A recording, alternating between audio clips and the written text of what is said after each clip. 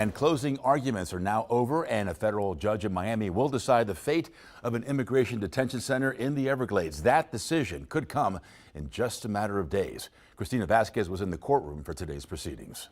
Every day that those activities continue is more irreparable harm to our waters and our wildlife. In a Miami federal courthouse Wednesday, the attorney representing environmental groups told the judge the suggestion that an immigration detention facility built in a preserve deep in the Everglades has no environmental impact is absurd, especially since the state and federal government, he said, didn't bother to follow the law in analyzing the potential environmental impacts in this sensitive ecosystem when they commandeered the site from Miami-Dade County. This is about law and order, and environmental laws stand on equal ground with other laws in our country. Eve Samples is executive director of Friends of the Everglades, one of the plaintiffs in the case, asking a federal judge to stop any further construction or use of the site for the purpose of immigration detention until the state and federal government defendants comply with the National Environmental Policy Act. That requires the government to analyze the impacts of its actions, to take public input, and the government didn't do any of those things at Alligator Alcatraz. And that unless she stops any new construction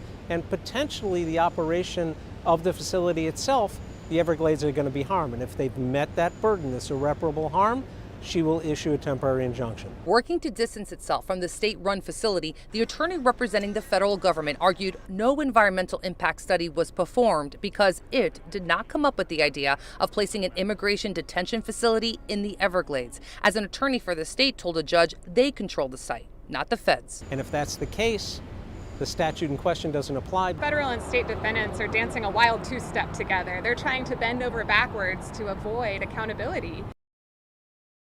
The judge telling both sides that they can expect for her to issue a ruling on the issues of this case before the expiration of that temporary restraining order that's already in place expires next week. Reporting live for you, I'm Christina Vasquez, Local 10 News.